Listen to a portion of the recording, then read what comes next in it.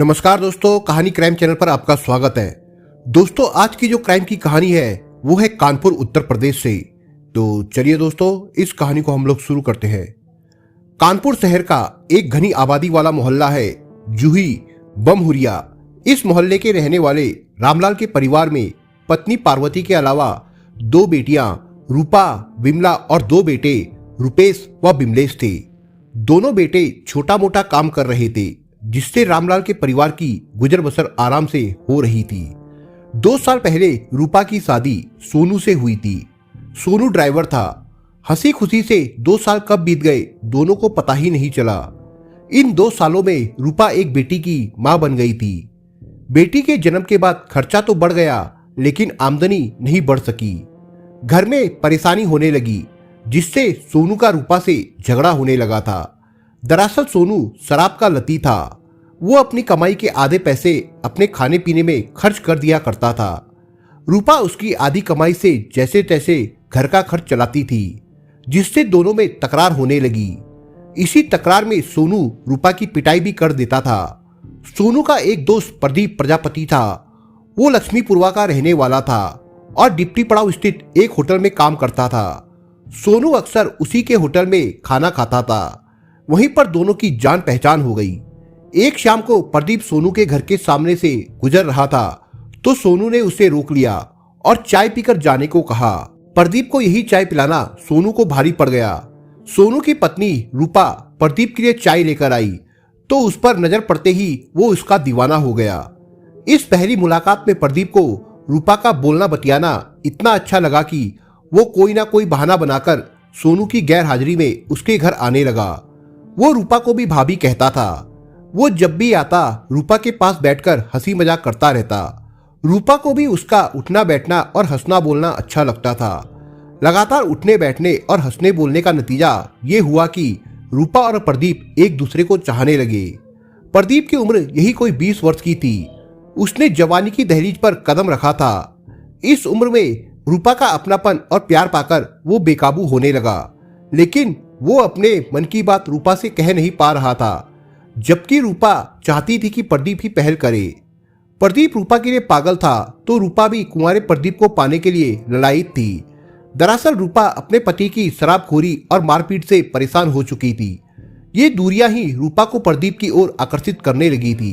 जब रूपा ने देखा कि प्रदीप अपने मन की बात सीधी तरह से उसे नहीं बता पा रहा है, तो उसी ने एक दिन उसे छेड़ते हुए कहा, प्रदीप, तुम तो मुझे दीवानों की तरह देखते हो। भाभी, मैं तुम्हारा दीवाना हूं, तो दीवानों की तरह ही देखूंगा ना। अब तुम्हारे अलावा मुझे कुछ भी अच्छा नहीं लगता है। सोते जागते मैं सिर्फ तुम्हारे बारे में ही सोचता रहता हूं। रूपा के उकसाने पर प्रदीप ने अपने मन की बात कह दी।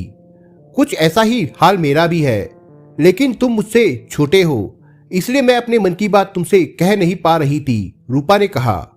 लेकिन भाभी, प्यार उम्र और जाति नहीं देखता, वो सिर्फ मन देखता है, प्रदीप ने कहा। मुझे बहुत लोग मिले, लेकिन मैंने किसी को करीब नहीं आने दिया। तुम्हारे अंदर ना जाने क्या है कि तुमसे अलग होने का मन करता ही नहीं है, रूपा ने प्रदीप पर नजरों के तीर चलाते हुए कहा। भाभी, लगता है कि हमारा पिछले जन्म का कोई रिश्ता है, प्रदीप बोला। तुम सच कह रहे हो, क्योंकि तुम्हें देखते ही मेरा दिल तुम पर आ गया था, रूपा ने मन की बात आखिर कह ही दी। इस तरह प्यार का इजहार करने के बाद दोनों ने पहली बार दिल खोलकर बात की थी। इसके बाद तो प्रदीप रूपा के लिए इस तरह पागल हुआ कि होटल से घर आते ही आराम करने के बजाय वो सीधा रूपा के यहाँ पहुंच जाता और घंटों तक वहां बैठा रहता। उस समय सोनू घर में नहीं होता था, इसलिए रूपा घर के कामकाज छोड़कर उसके पास बैठकर बातें करती रहती।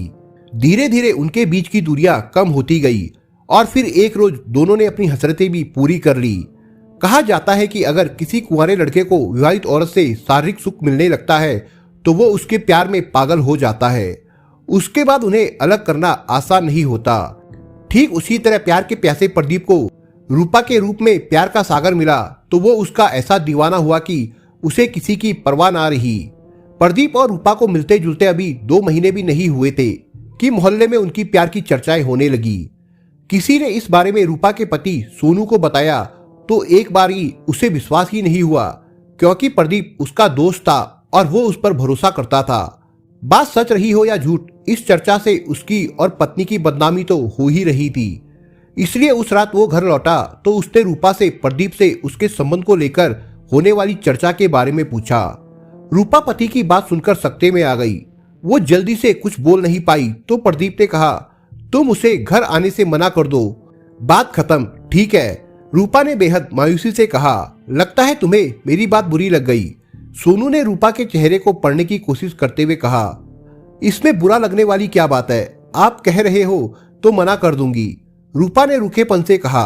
सोनू ने प्रदीप को रोकने के लिए कहा जरूर, लेकिन ना तो रूपा ने उसे मना किया और ना ही प्रदीप ने उसके यहाँ आना बंद किया। लेकिन वे थोड़ा सतर्कता जरूर बरतने लगे थे।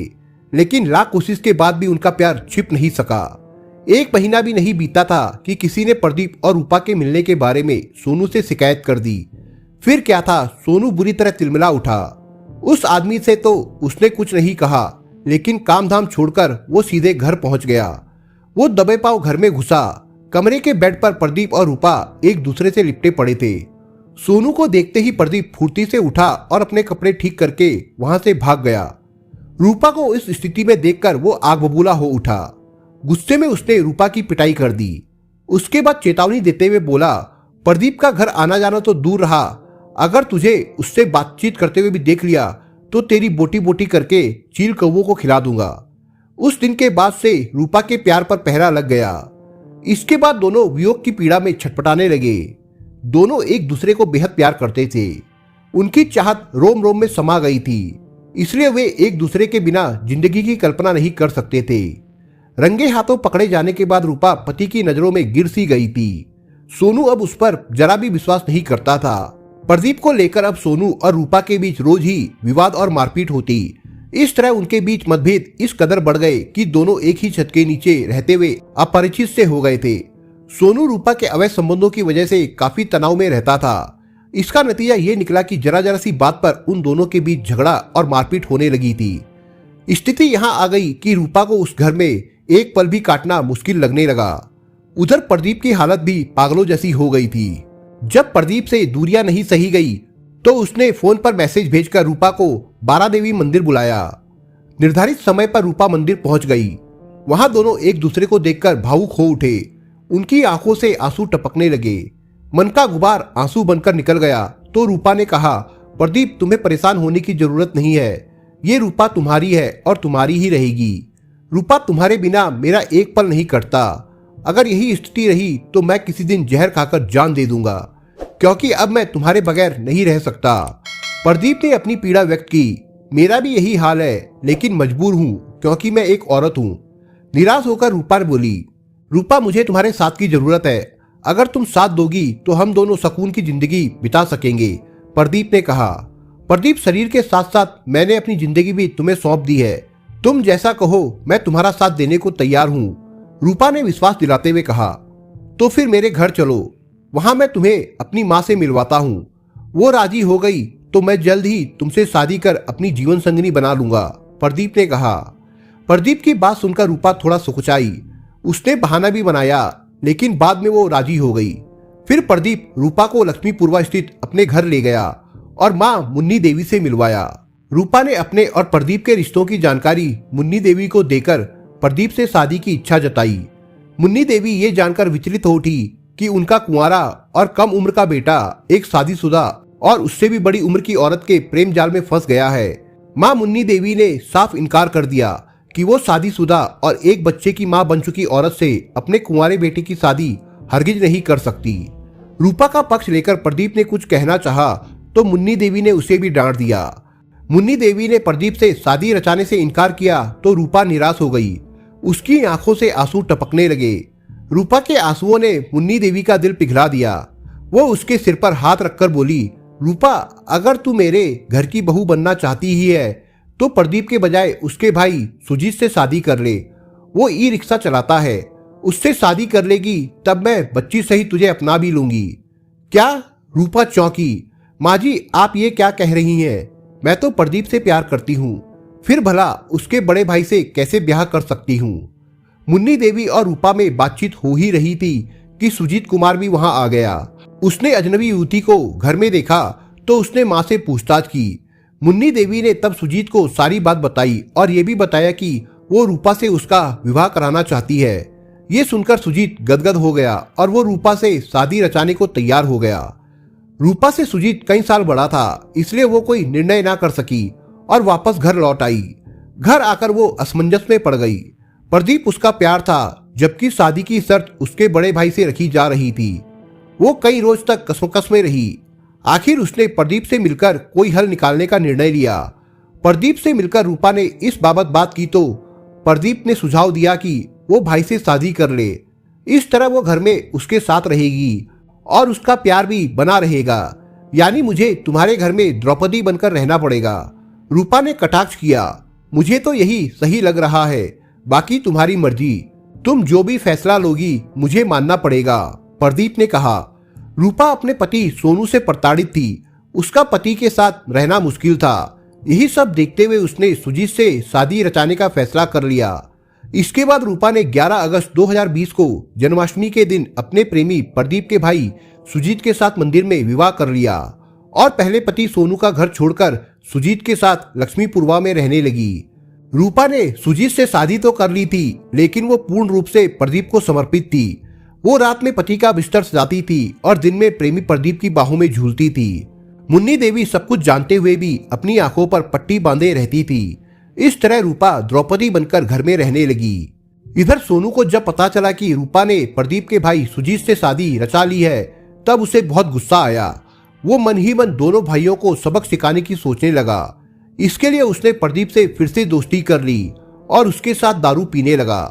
कभी कभी वो अपनी मासूम बेटी से मिलने के बहाने उसके घर भी पहुंच जाता था। 26 सितंबर 2020 को रूपा अपने पति सुजीत व देवर प्रदीप के साथ अपने मायके जूही बमुरिया आई। खाना खाने के बाद सुजीत अपना ई रिक्शा लेकर निकल गया। तभी प्रदीप रूपा के साथ एक कमरे में कैद हो गया। इधर सोनू को पता चल गया कि रूपा मायके आई है, तो वो बेटी से मिलने पहुंच गया। वहां उसने कमरे में प्रदीप व रूपा को आपत्तिजनक स्थिति में देख लिया। उसका खून खौल उठा। उसने उसी समय प्रदीप को ठिकाने लगाने की योजना बना ली। देर शाम वो प्रदीप को किसी बहाने स्वदेशी कॉटन मिल कैंपस में ले गया। वहां बैठकर दोनों ने शराब पी। अधिक नशा हो जाने पर प्रदीप वहीं पड़े पत्थर पर लेट गया। उस समय सोनू ने पत्थर से कूचकर उसकी हत्या कर दी। उसने प्रदीप के शरीर से खून सने कपड़े उतारे और वहीं झाड़ियों में छिपा दिए। खून से सना पत्थर भी उसने वहीं छिपा दिया और इसके बाद वो वहां से फरार हो गया। शाम को सुजीत घर आया। वहां प्रदीप नहीं दिखा तो उसने रूपा से प्रदीप के बारे में पूछा। रूपा ने बताया कि उसके जाने के बाद वहां सोनू आया था, वही प्रदीप को अपने साथ ले गया था। प्रदीप जब देर शाम तक घर नहीं आया तो सुजीत ने खोज शुरू कर दी। जब वो नहीं मिला तो सुजीत ने भाई की गुमशुदगी थाना जूही में लिखवा दी। 27 सितंबर 2020 की सुबह 8 बजे थाना जूही पुलिस को स्वदेशी कॉटन मिल कैंपस में एक युवक की नग्न अवस्था में शव पड़ी होने की सूचना मिली। सूचना पाते ही थाना प्रभारी संतोष कुमार घटना स्थल पर पहुंच गए। उनकी सूचना पर एसएसपी प्रीतिंदर सिंह तथा एसपी दीपक भूकर भी आ गए। चूंकि थाने में सुजीत ने प्रदीप की गुमशुदगी दर्ज कराई थी, इसलिए आर्या ने सुजीत को भी कैंपस में बुलवा लिया। सुजीत ने भाई का शव देखा तो वो रो पड़ा। उसने पुलिस अधिकारियों को बताया कि शव उसके भाई प्रदीप का है। शव की शिनाख्त हो जाने के बाद पुलिस ने उसे पोस्टमार्टम के लिए हेल्थ अस्पताल भिजवा दिया। थाना प्रभारी संतोष कुमार आर्या ने सुजीत की तहरीर पर धारा 364/302 के तहत सोनू के खिलाफ रिपोर्ट दर्ज कर ली और उसकी तलाश में जुट गए। उन्होंने सोनू को कई जगहों पर खोजा, लेकिन जब वो नहीं मिला तो उन्होंने मुखबिर लगा दिए। 29 सितंबर की सुबह 7 बजे उन्हें मुखबिर से सूचना मिली कि सोनू सोनेलाल इंटर कॉलेज के पास मौजूद है। इस सूचना पर वो पुलिस टीम के साथ वहां पहुंच गए और घेराबंदी कर सोनू को हिरासत में ले लिया। उसे थाने लाकर प्रदीप की हत्या के संबंध में पूछा गया तो उसने सहज ही हत्या का जुर्म कबूल कर लिया। यही नहीं, उसने आलाकतर पत्थर तथा मृतक के खून सने कपड़े भी कॉटन मिल कैंपस से बरामद करा दिए। पूछताछ में सोनू ने बताया कि प्रदीप के कारण ही उसकी पत्नी रूपा उसे छोड़कर गई थी। प्रदीप ने ही उसके घर में आग लगाई थी, जिससे उसे मजबूरी में उसकी हत्या करनी पड़ी। सोनू से पूछताछ के बाद पुलिस ने उसे 30 सितंबर 2020 को कानपुर कोर्ट में पेश किया, जहां से उसे जिला जेल भेज दिया गया। दोस्तों, इस कहानी के बारे में आपके विचार क्या है, हमें कमेंट बॉक्स में जरूर बताएं। और दोस्तों, अगर आपको हमारा काम पसंद आया हो तो वीडियो को लाइक शेयर जरूर करिए। और अगर आपने अभी तक चैनल को सब्सक्राइब नहीं किया हो तो जाने से पहले चैनल को सब्सक्राइब जरूर करिए दोस्तों। धन्यवाद।